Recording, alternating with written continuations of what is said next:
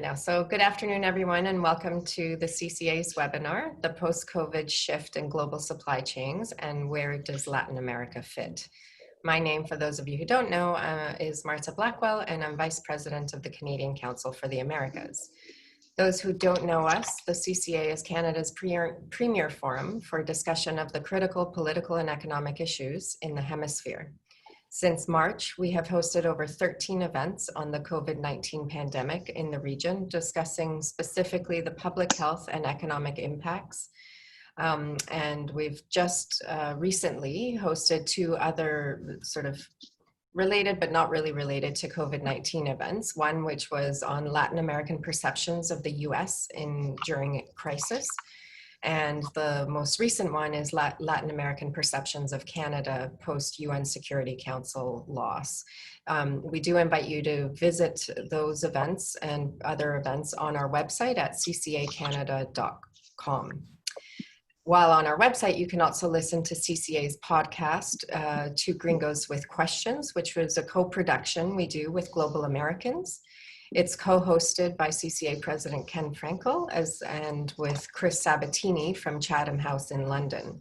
Some of the recent interviewees include Francis Fukuyama, former New Zealand President Helen Clark, as well as Daniel Coronel, the president of Univision News.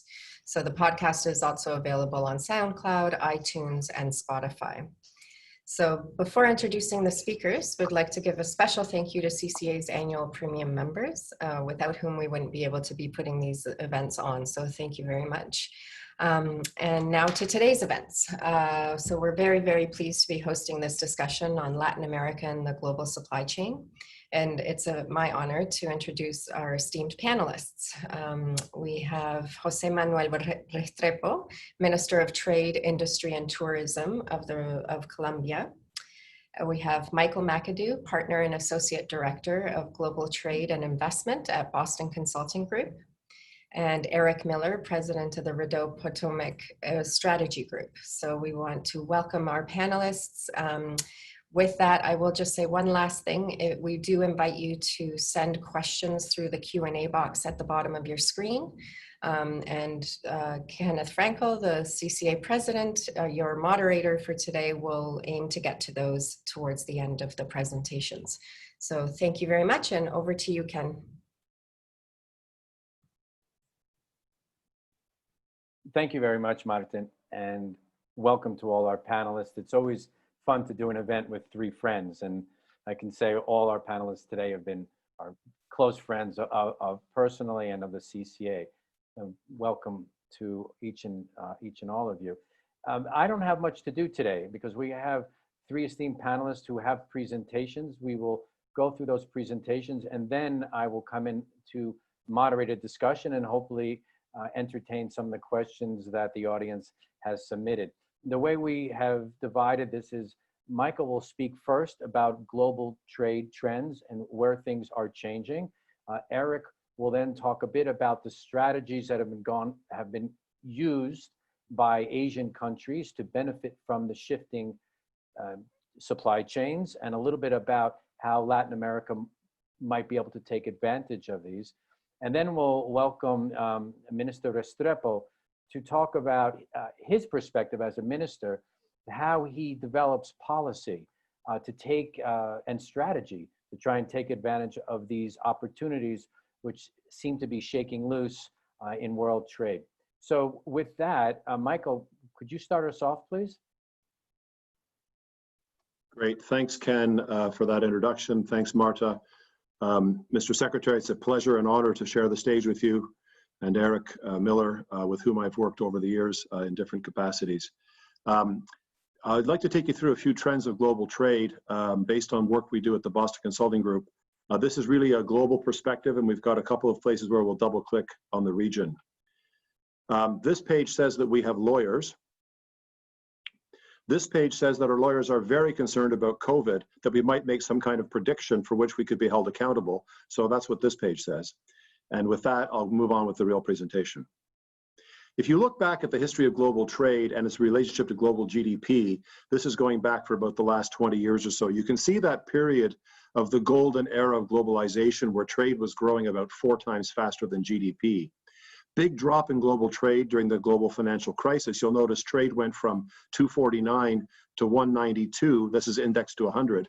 So about a 25% drop, whereas GDP only went from about 127 to 140, 125. So a much bigger correction here, then a bounce back over a couple of years and a flat period, a little dip when the commodity cycle ended, but really in this longer period from 11 to 19, trade growing just a little bit slower than GDP. This is trade in goods. This doesn't count services, which were in fact growing more quickly. But the reality is that in 2019, just before the COVID crisis hit, global trade reached $18 trillion. In fact, it sustained $18 trillion for two years in a row. And the only place where there was a significant drop was US-China. I'll come back to that in a few pages, but everywhere else, trade flows were growing. And this minus 40 for US-China was really driven by the first waves of US and China mutual tariffs. If you just do a double click, since we're in a Pacific Alliance country, we pulled together the trade data. This is the whole Pacific Alliance, including Mexico. And you'll see the importance of the US in that two-way trade flow, followed by China and the EU. The second column shows you how important is that trading partner for the alliance in terms of its total trade, and then how much is the alliance for that other partner. So basically, it looks at the reciprocity of that trading relationship. And you can also see the trade balance. And with these major trade partners, the Alianza del Pacifico is in fact running a trade deficit with all the countries except with the United States. When you then take a sectoral view, you can see some of the larger sectors. And again, exports on the left, imports on the right, you can see where the balances are. But essentially, the top products for export are vehicles, crude oil, materials, auto parts, some personal computers. And then on the imports, you see, again, petroleum products, auto parts, telco, circuits. So it's a mix of auto, electronics, and energy resources that you see in the trade flows. And again, we can go as far as you like, but you can see the major sectors here listed on the slide. Now, coming out of COVID, I want to spend a few minutes on this page. This is really, at BCG, we call this the Global Trade Dashboard.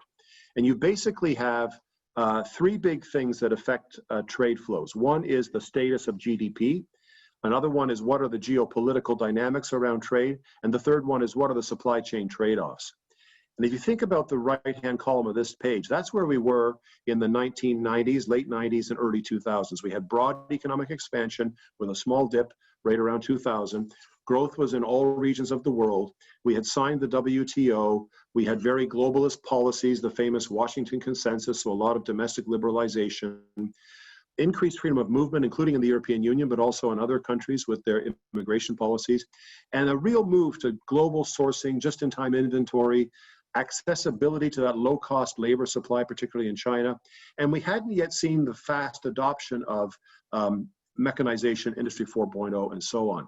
So already coming into the COVID crisis, those gray circles show you where do we think that was on that scale, because the left-hand side is where you can think about economic recession, uneven growth sectorally or geographically, more managed trade regimes, more protectionism, more restrictions on migration, and in the supply chain, more multi-local sourcing, safety stocks, and less access to labor supply. So we see, with the examples we show here, that the COVID crisis is pulling these things even further to the left.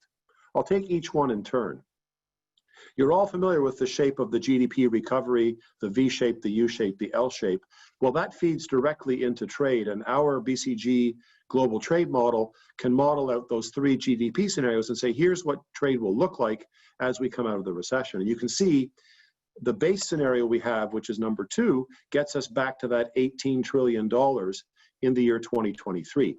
I don't think anybody today believes in this optimistic scenario, but we did this work a couple of months ago, and there were still folks thinking we could bounce back.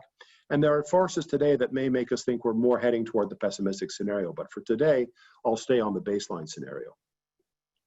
Now, before getting into COVID, I'm now on the second big slider, which is geopolitics. There were all kinds of geopolitical issues around the world, whether it was in the US, in the European Union, around Turkey, and in the Gulf Cooperation Council, where we had 4 members boycotting another member, economic sanctions on Russia, and of course the rise of China that I'll come back to. So all this was happening, and none of this seems to be getting better with COVID.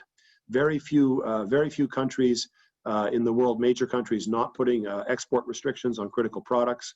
There was even countries in Europe trying to stop each other from getting these types of equipment, and the Commission had to step in. So COVID has not been helping a lot of these geopolitical tensions, and in particular, the one between the United States and China. I want to talk about that for a minute. So there's, of course, a lot of focus on the trade and how that's going. And I think of that as an iceberg. And those from Canada will know that icebergs are a lot smaller above the waterline than below. But underneath that US-China trade deficit are these other trade-related frictions around technology transfer and JV requirements and those things. And there's another whole layer of cybersecurity concerns, and you've seen an increase in restrictions in technologies. And of course, more broadly speaking, the strategic competition by global superpowers. None of these things began with President Trump, and none of them will end with President Trump. Some, like the trade deficit, may or may not be more solvable by a deal, but these other things are long-term structural changes, and I think Eric will explain a bit more how we think about that. And actually, those US tariffs, we saw that arrow which was going down in 2019 between US and China. This actually breaks that down and shows you by product category where we're seeing shifts. So basically, this is the US trade with the total world. This is the China column. These are key sectors. By the way, this is a BCG proprietary segmentation of the harmonized system code into logical sector clusters. Every single thing from China was already down in 2019. But the story isn't, oh, it's all going to Vietnam. Yes, a lot of things are going to Vietnam, and Vietnam is part of ASEAN, and there's a lot of green changes in ASEAN, a lot of increase in trade flows. But look at the green in India, Japan and Korea, European Union, even Mexico, even Canada, even Alianza, even Mercosur. And actually, total US imports only went down by 1.8%.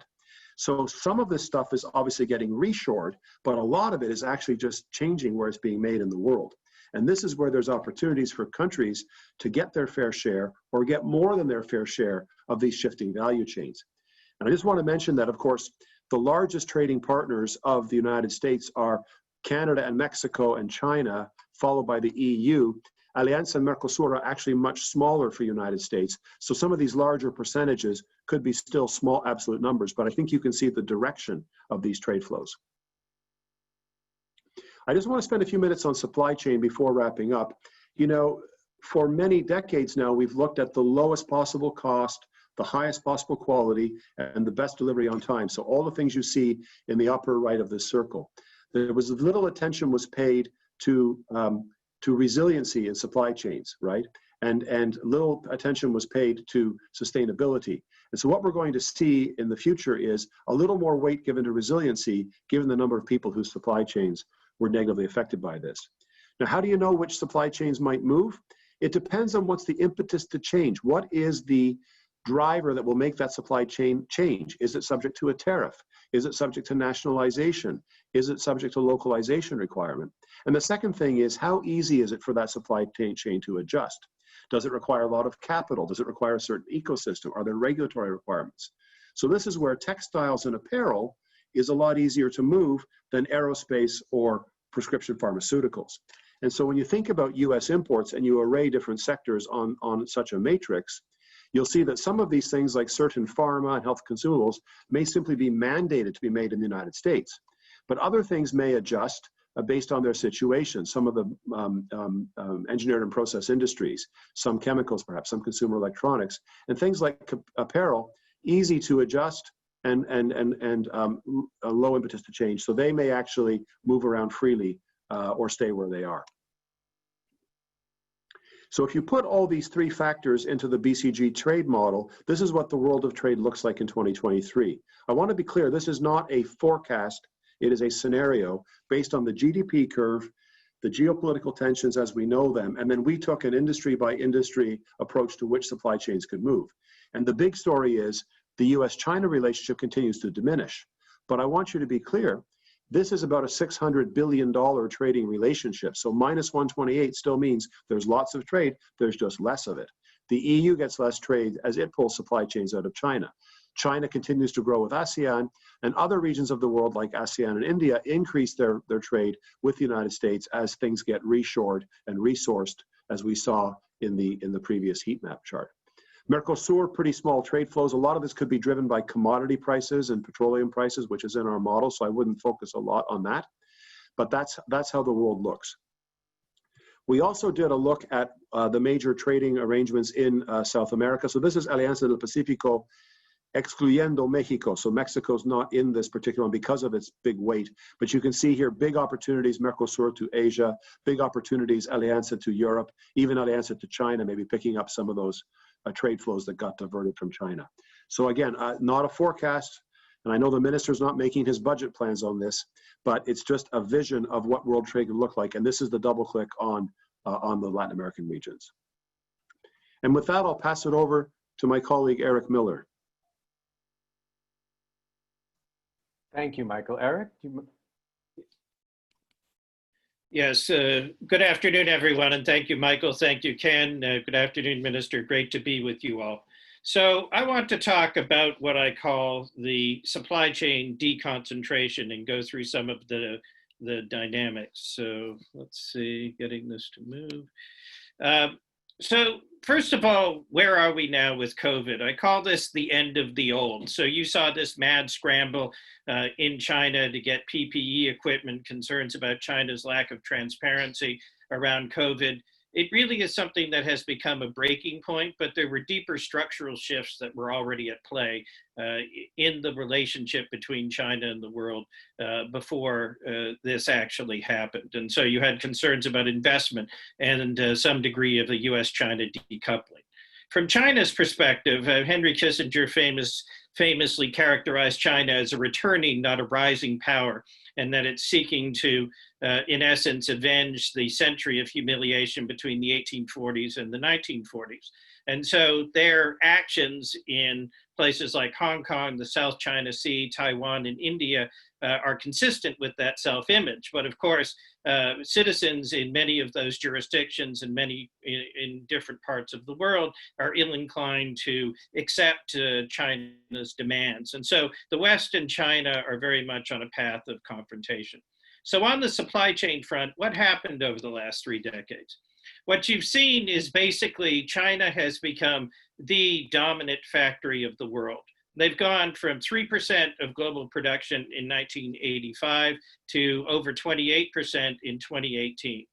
And you see the big jump up first when they joined the WTO at the end of 2001, and then with the global financial crisis. And so the trickle became a flood going into China. But of course, China didn't just become the low-cost factory of producing in the world.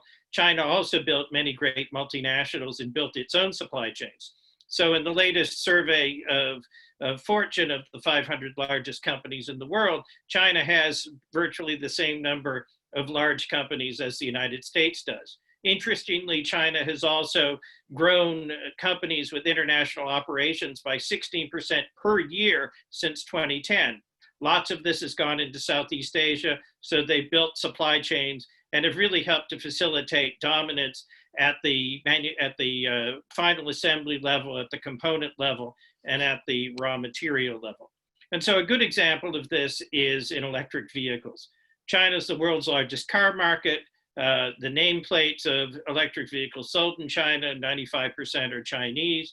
They built 60 to 75% of the components. They're building 1 mega battery factory per week and now have an estimated 73%, and these numbers are from McKinsey, of global lithium cell production. And then you go back to the raw material level with cobalt. 75% of the world's cobalt comes from the Democratic Republic of the Congo. Chinese firms acquire it, they send it to China for processing, and they now control about 80% of the global cobalt market. And so really end-to-end production.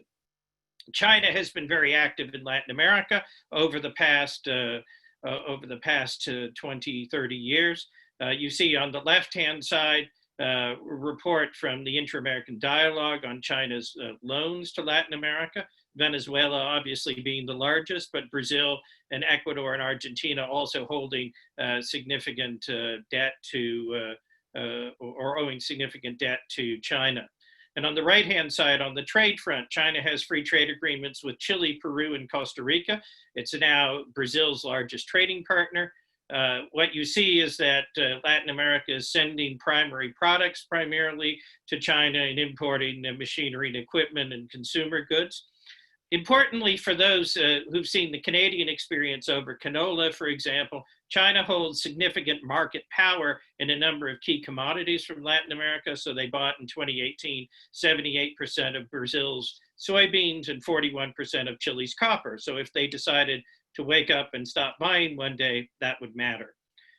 Now we're moving into this phase, though, of deconcentration, where you're going to see less production in China. China's economy is shifting, and that means that global supply chains are also shifting.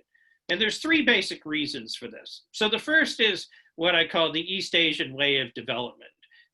Japan has used since the 1950s what's been called the flying geese paradigm, where they're essentially constantly shifting lower value production to less advanced countries from a development perspective, and keeping the higher production for themselves.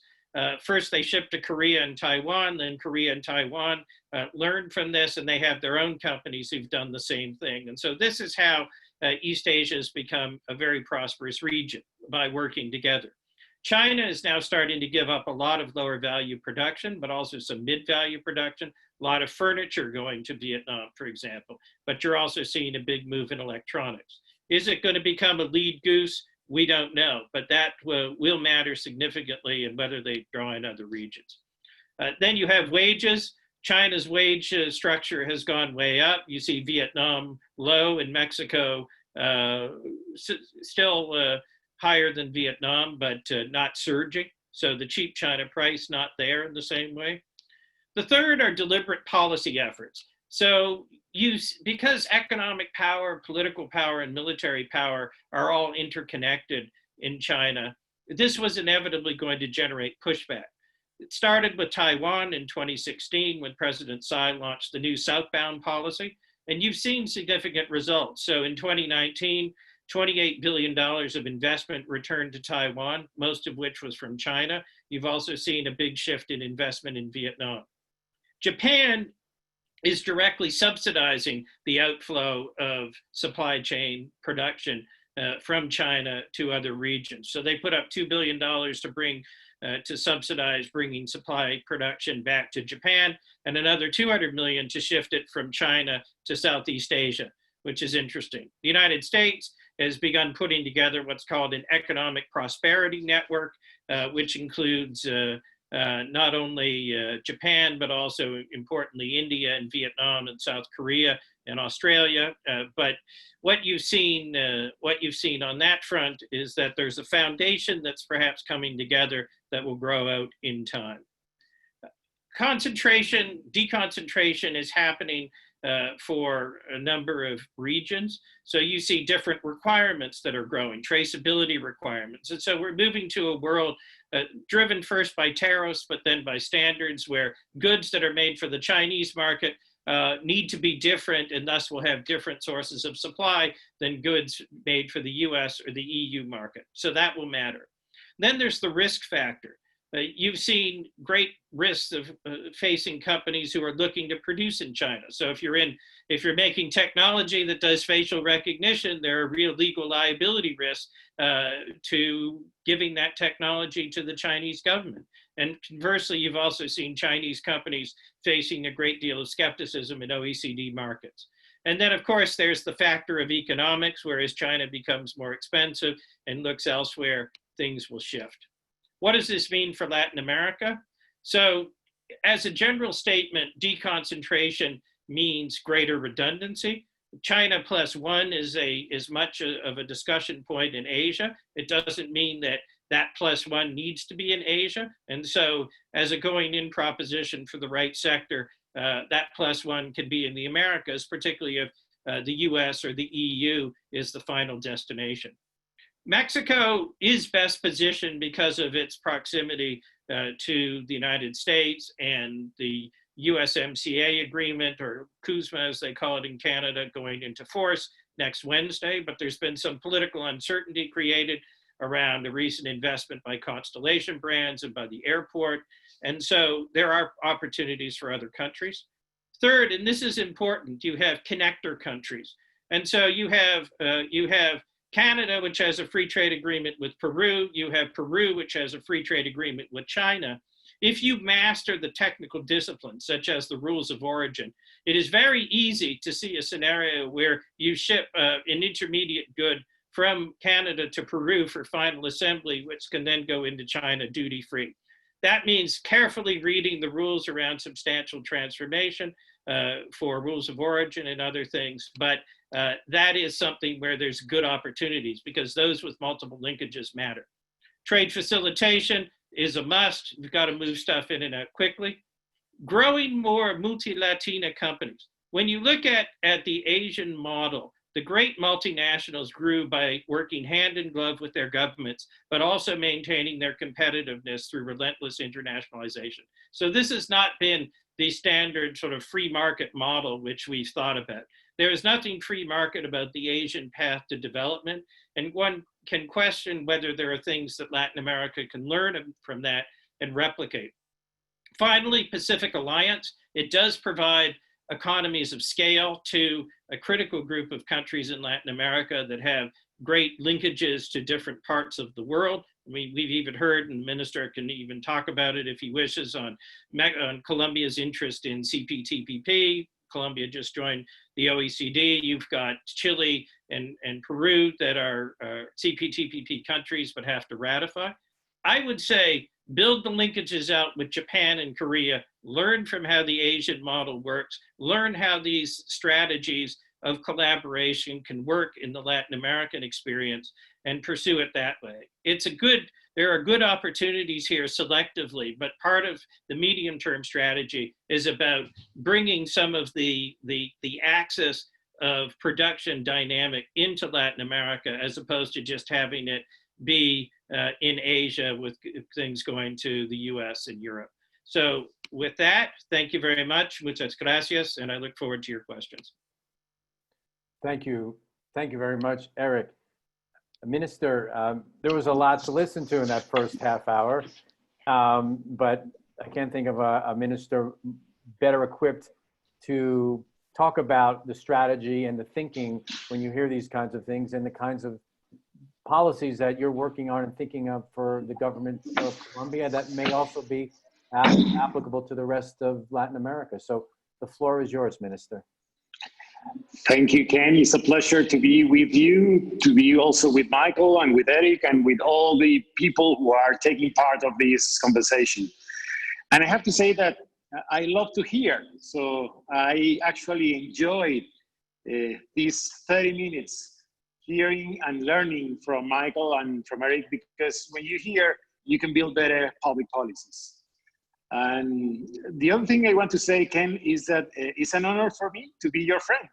And actually, we have the chance to chat many days during the last days, but also before that. So I am honored really to be your friend and to be with you in this conversation. I just want to talk about what I have heard. And maybe when we talk in Colombia about the pandemic of the coronavirus, we see it as a source of uncertainty. And I think that Eric talked about that kind of uncertainty. Uncertainty about the economic future, for example. Uncertainty about the immunity of the ones who actually get ill, about the vaccine, about the economic impact of the coronavirus in Latin America and our countries. However, maybe as Peter Drucker once said, the best way to predict, anticipate, and maybe solve that kind of uncertainty is by creating the future. The Colombian answer to that way to create the future is what I call resilience. And I was looking at the presentation of Michael, and he included actually the word resilience. And when you talk about Latin America and you try to find maybe the country with the highest rate of resilience, I would say is Colombia. It's that capacity that we have had in the past to overcome difficult situations. Actually, we have turned the page of our country from the page of violence, the page of terrorism, the page of difficulties, to a new page of innovation, entrepreneurship, IT. And that's exactly the page that allowed us to grow in 2019 with the highest rate of growth on GDP compared to similar countries in Latin America. But for me, resilience means capacity to adapt first, capacity to recover, and capacity to overcome. And of course, based on what I have heard from Michael and from Eric, of course, we have seen and we have experienced the disruption of broken value chains. And the reasons come from lockdowns, from changes on consumer patterns, from difficulties in many firms, internally and externally. And due to this, of course, we have suffered. We have suffered from higher costs of manufacturing, for example, especially costs of manufacturing components, shortages of air and ocean freights, shortages of raw materials, and also shortages of final products, and even higher prices on certain products. Let's imagine, for example, those kind of goods used to protect ourselves during this health pandemic of the coronavirus. They have increased a lot their prices. However, using our Colombian resilience, especially on the capacity to overcome crisis, we see this moment, even this problem with global value chains and global supply chains, as an opportunity to strengthen our industry, to improve our productive sector, and to build opportunities to grow more. And I have to say something. When you talk about Colombia do think, and actually we accept that, when you compare the rate of exports to the GDP of this country before the openness of the economy and after it, well, it's similar. It's almost the same one, which means that during the last 15, 20 years, because this openness of the economy started in 1991, well, even though we have improved in absolute terms, in absolute numbers, we haven't improved on relative numbers. So in a way, the openness of the economy today, it could be considered a kind of a weakness or a puzzle, as maybe Professor Ricardo Hausmann called it recently when he came to Colombia. But that weakness could be also an opportunity. Why not we take advantage in this moment on a different way in which we can solve this problem of global supply chains? So how is that we see this an opportunity? For example, by the need to diversify sources or providers due to broken supply chains, we are developing two strategies nowadays.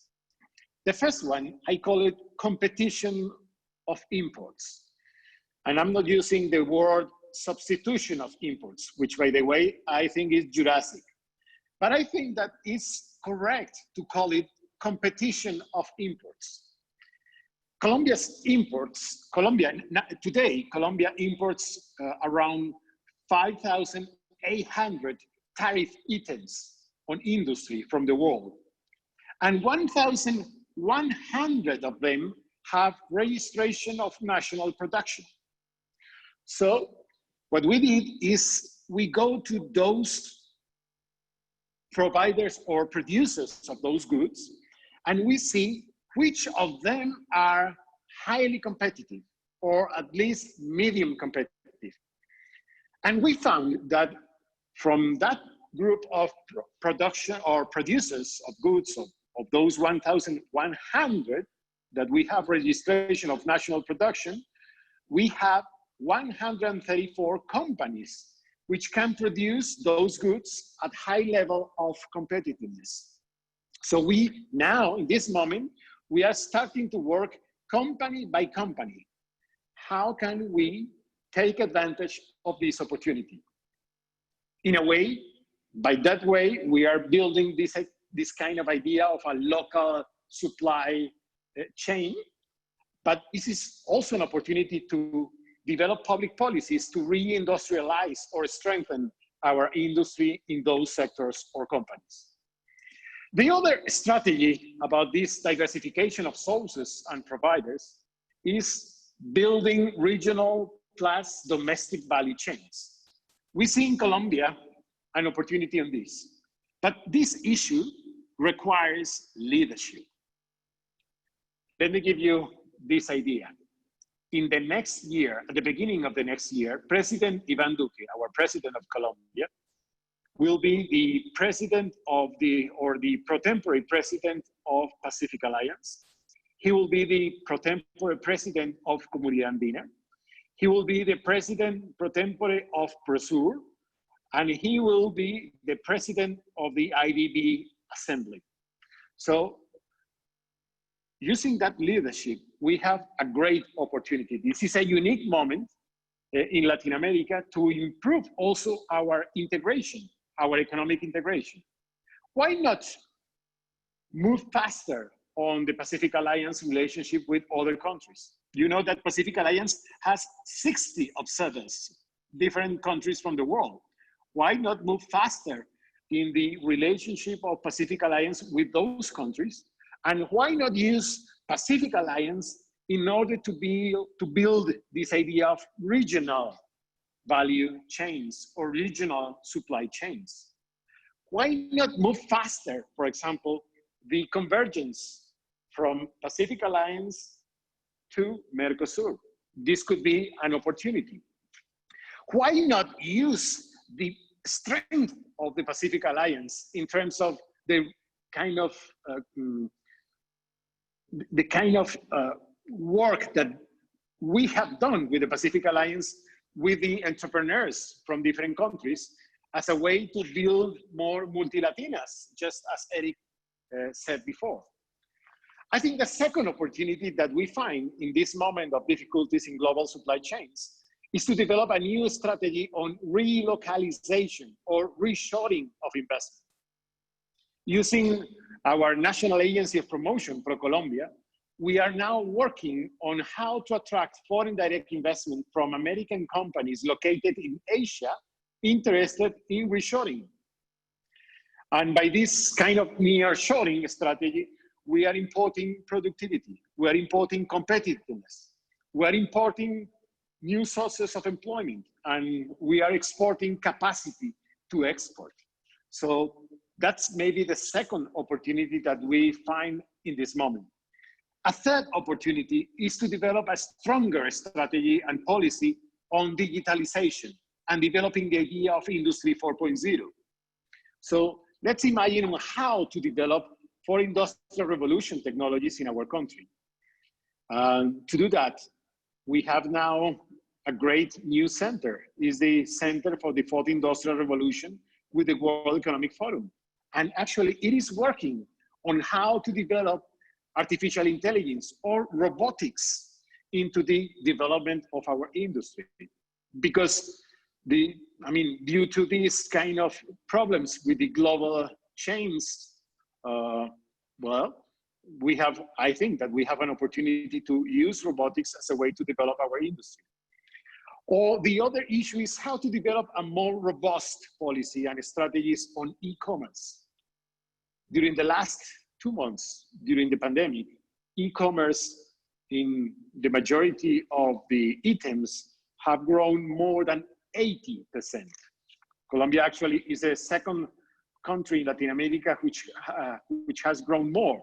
So working on this topic is also an opportunity to work for our fundamental part of the productive tissue in Colombia. And I mean small and medium enterprises. 99.6% of the whole productive tissue. And I think that we can also export this idea to other Latin American countries in which we have the same reality. 70% of the employment come from those small and medium enterprises.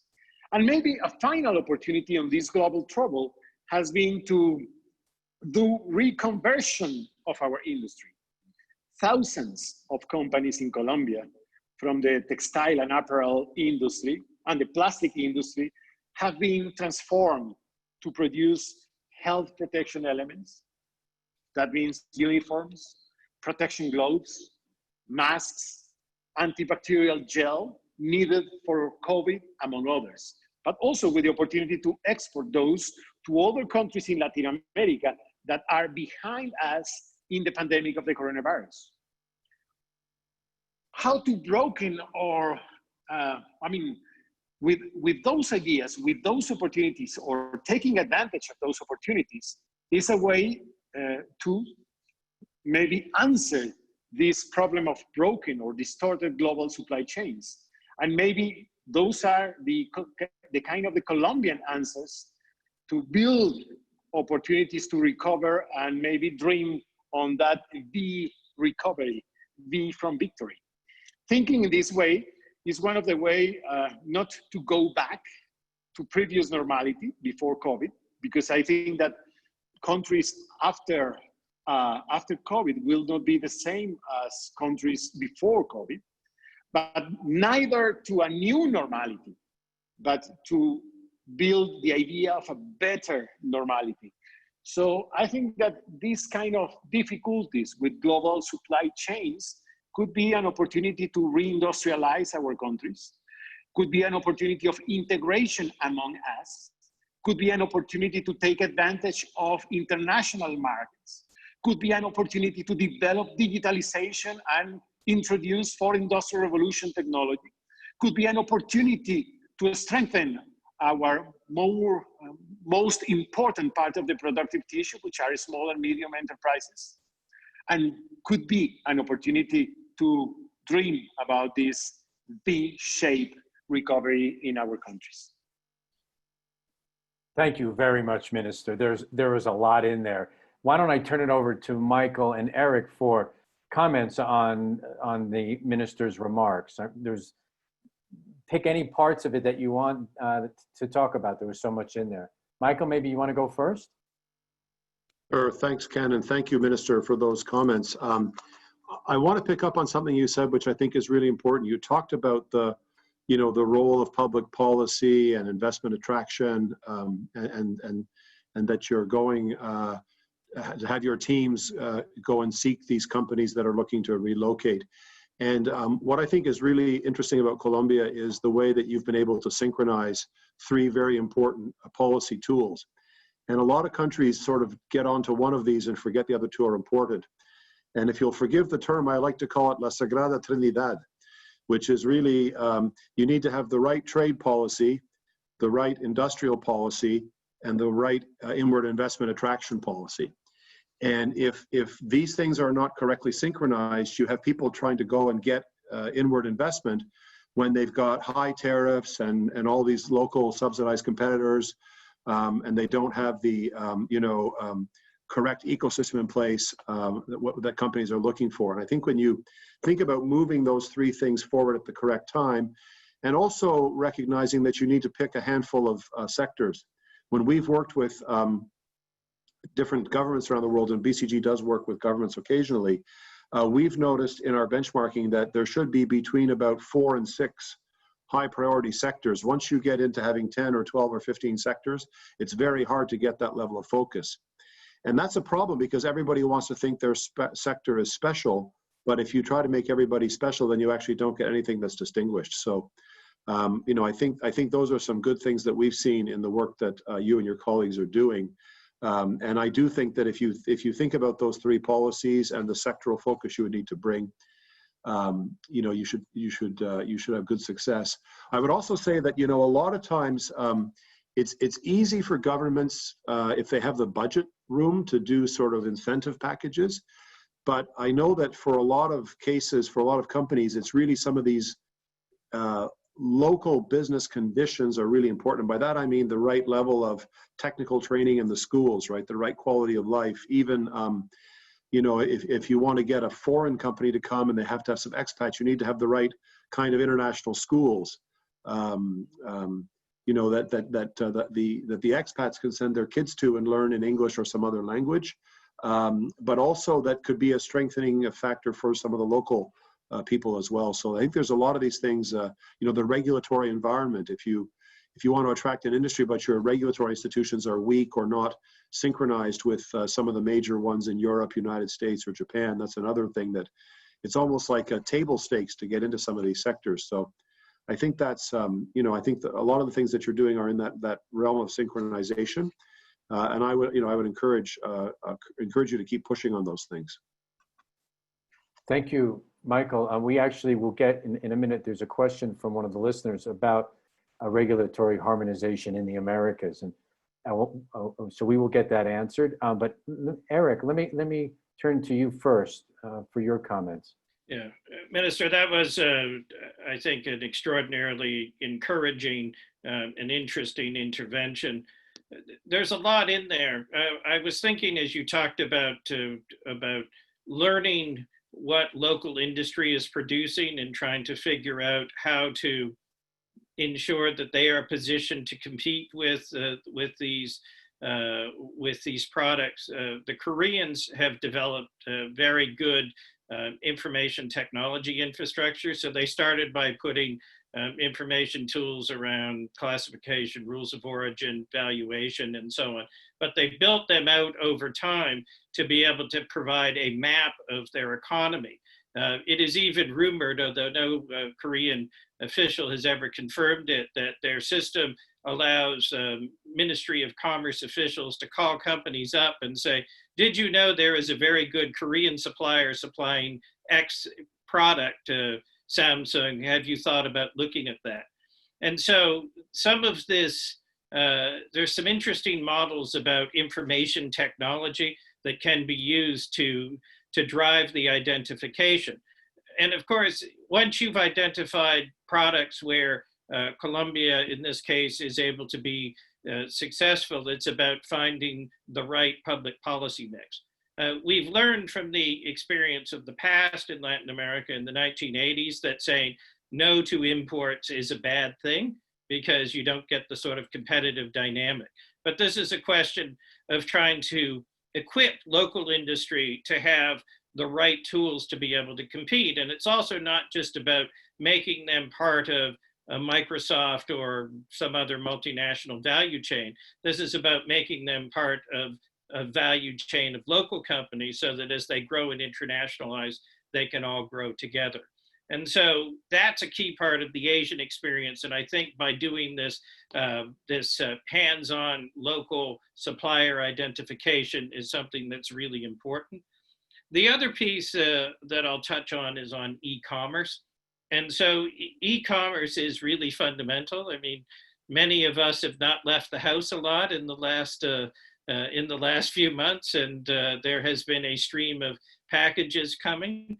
But there's a great deal of innovation in e-commerce, and I think there's really room with the right circumstances for some Latin American competitors to emerge in this space.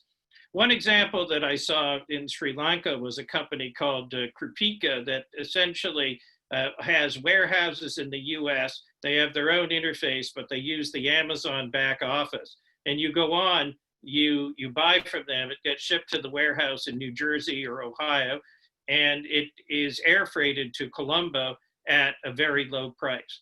And they have last mile delivery where literally they'll have people going to the villages on bicycles delivering this stuff. And they can make good money because they're moving economies of scale.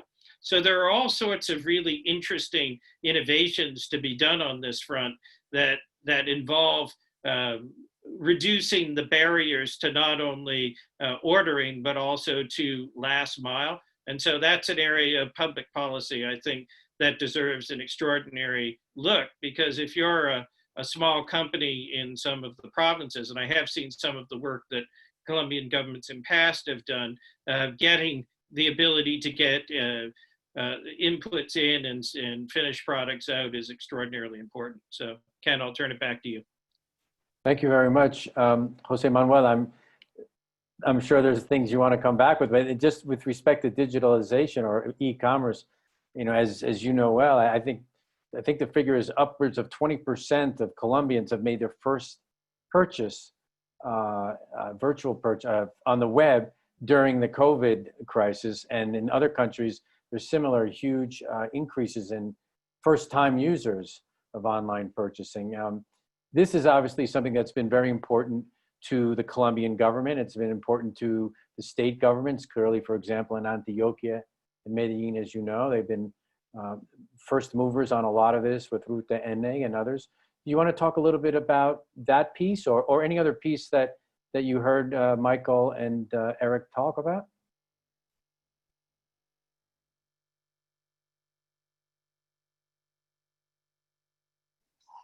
I'm going to talk about that piece and the other pieces. And at the beginning on this presentation, I used to talk with the glass half filled, but now I'm going to talk about with the glass half empty, and maybe with a more pessimistic idea, because I think that now we're talking about how to take advantage of this situation with global supply chains, but I want to raise maybe some kind of concern, international concern. The post-COVID will mean internationally more and more protectionism, or will mean more and more multilateralism. Of course, from our point of view, from Colombia point of view, we will defend the idea of multilateralism, being the leader of Pacific Alliance and Prosur and Comunidad Andina. What we will try to do is to defend multilateralism. But I'm not sure that the world will move on that direction. So that's a kind of concern, and maybe a kind of a question to Michael or to Eric, because maybe the possibilities coming from trade, international trade, will be more difficult than we think. The other thing is, in the case of Latin America, we will have to do something about building this kind of integration among us. We know that from our past, we have had not such nice experiences on that.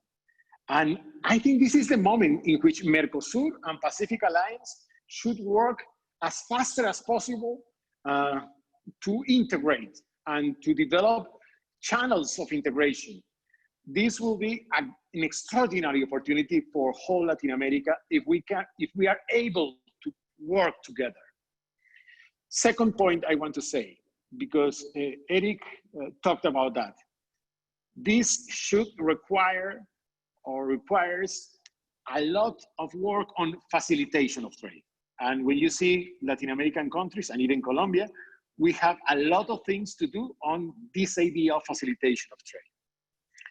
Third thing that I want to say, based on what Michael and Eric said, this is the moment in which we have to go to identify the supplier itself, which means this is the moment in which, in order to grow on international trade, we need to work more on micro rather than macro policies, which means we have to work with or at the level of the firm.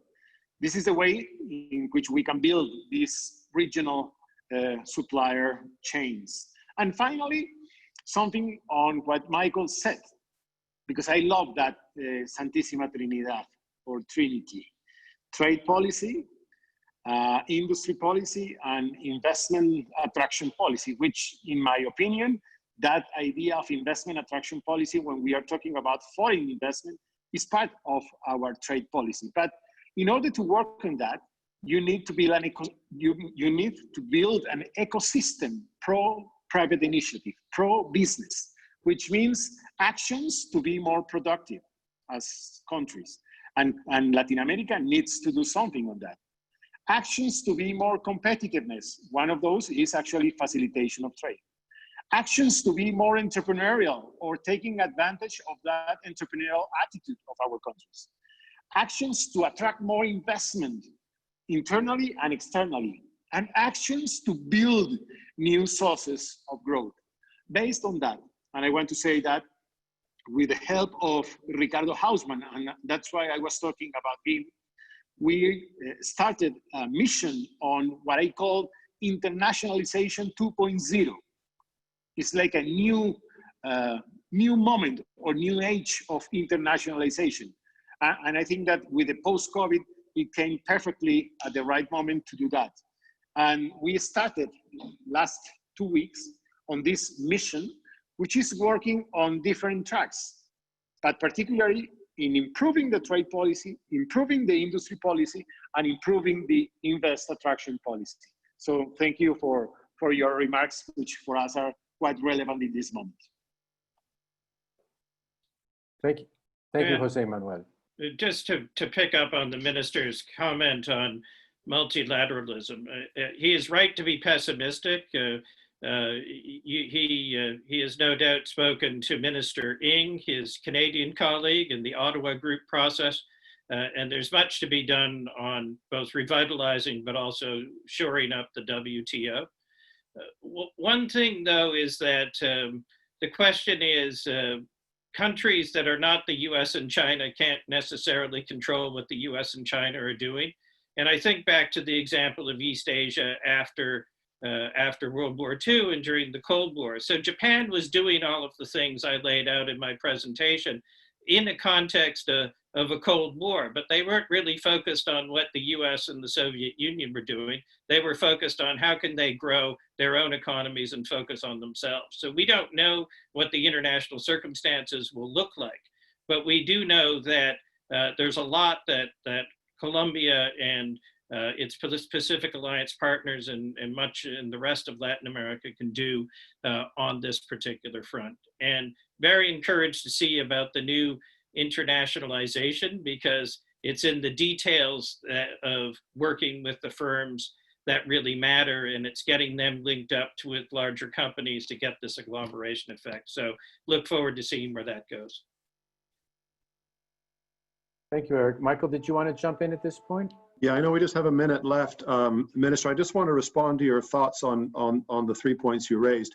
I think what we'll see in the future of globalization is more heterogeneity, whereas we had in that period of the golden age in the 90s and early 2000s, kind of a one-size-fits-all globalization. Now it's really going to be a globalization that's bespoke to different industries and different regions. And so for sure, when you get coalitions of the willing, like you're talking about in Latin America, like you're talking about in the Ottawa group, like you're talking about in other parts of the world and other sectors, you will see things move forward. And one expression that we use in the firm is multi-local is the new multinational. And so you can actually achieve scale in different regions, and you'll build that natural resiliency and flexibility in your supply chain. And I think you're quite right that the macro economy is built up of the sum of the actions of micro firms. And so you need to build that one block at a time, particularly when you're starting out. Thank you, Michael. We'd be remiss if we didn't try to get to a few of these questions. So I don't want to abuse anybody's time.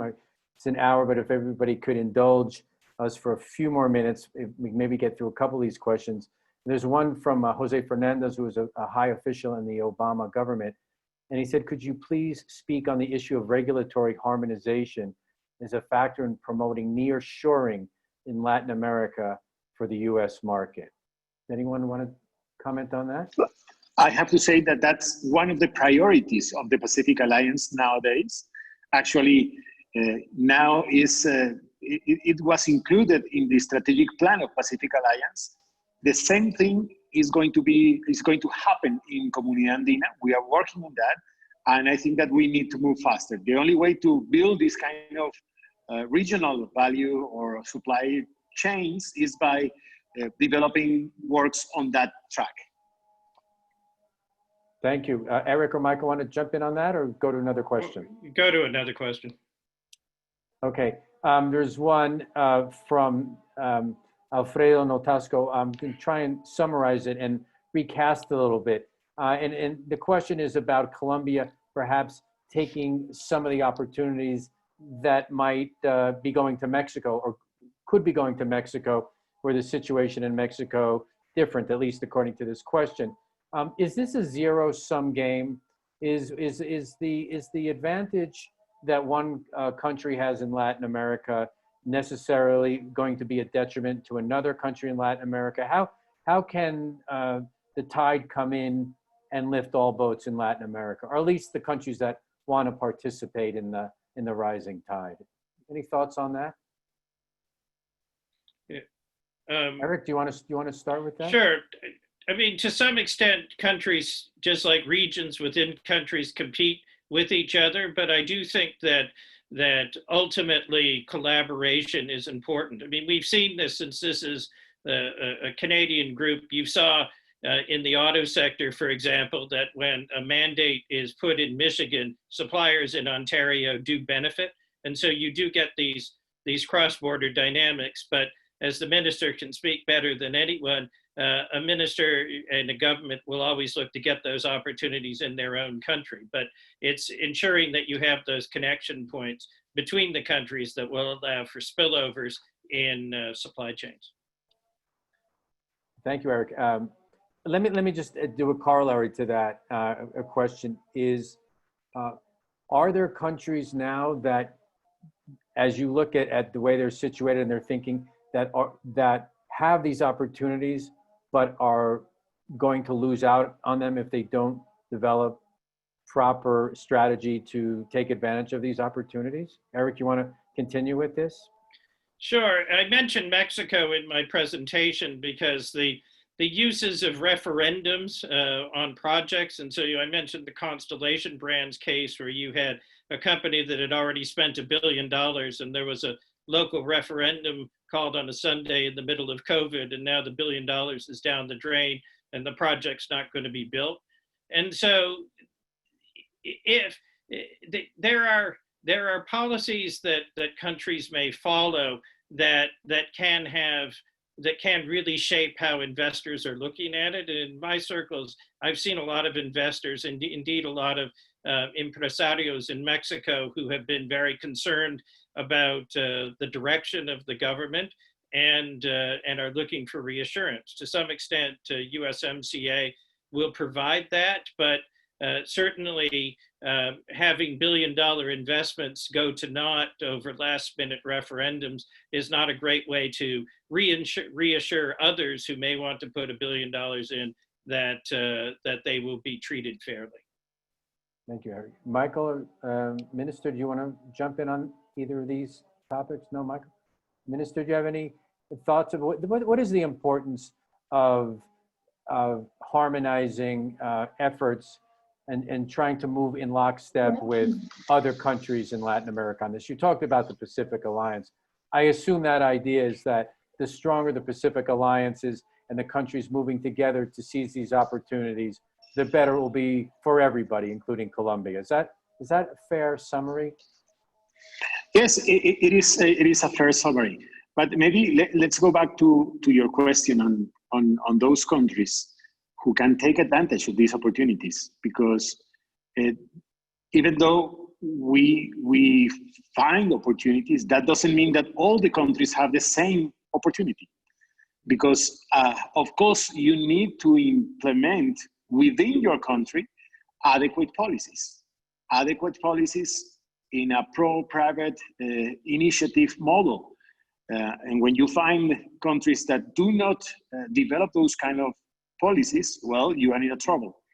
And the other maybe difficulty that we will face is that for Latin American countries, the post-COVID will be more devastating than compared to Asian or European countries. Remember that we are destroying results, good results on poverty and unemployment. So we will need a lot of hard work in order to solve our internal issues, while at the same time, we will need resources in order to take advantage of international issues or international trade. So that combination could be difficult in a way. So we have to solve at the same time both troubles, and we need also to develop a pro-business model internally. Thank you, Minister. I want to end on one final question. A question from Jaime Granados about FTAA, Free Trade of the Americas Agreement. How relevant or important is it in the context of this conversation to try and push forward a free trade agreement of the Americas? Would this help advance some of the goals that we've been talking about? Eric or Michael, do you want to start with that? I can start, Ken. So the FTAA arose at a time when you had this Washington consensus model, and you had governments that were relatively open to integration. But the hemisphere really began to fragment in the early 2000s, and you've seen what I call the globalizer countries, which are the Pacific Alliance countries who pushed forward and built connections with many countries around the world. And now they have these networks which range in every corner of the world. And then the nationalist countries that essentially followed an old school strategy of selling commodities, who got really badly hurt when the commodity supercycle ended. And so the Pacific Alliance has in part been so inspiring and had so much promise because they are trying to figure out how do you use or undertake integration beyond just trade agreements, beyond just border measures, and looking at cooperation at a much deeper level. Yes, regulatory cooperation, but you've even seen cooperation with sharing embassy space in other jurisdictions and so on. And so I think that in essence, we're moving to a model for those who want to be a part of it, where free trade is really the base scenario. And it's what do we do with this liberalization that has taken place and these connections with countries from Asia to Europe to the United States. And so I don't think we're going to get to a big unified trade model. I mean, certainly being in Colombia, one would know about the complexities of Venezuela and some other countries in the region that are going through challenges. But I think that those who are part of the Pacific Alliance, when they succeed, they will inspire others to follow, and that perhaps the Ecuadors of the world who have been less inclined for the last 20 years toward the globalizer model could become the flying geese of Latin America based on the Pacific Alliance approach to integration as opposed to where they are now. So that would be how I would see the design. So free trade is a baseline and then building. Thank you, Eric. We should think about finishing up. Michael, do you have any final comments on anything you've heard? No, I thought Eric said that one quite well. I would have said similar. Okay, thank you. Minister, then I will give you, of course, the last word about anything, or is there's a question that has come in that I'll pose if you want to entertain that. We can finish with that. It's talking about the Pacific Alliance. And it says, with Colombia taking the lead on the alliance, will your efforts ensure the harmonization meets OECD standards and not be lowest common denominator? So that's a very a simple and non-controversial final question for you, Minister.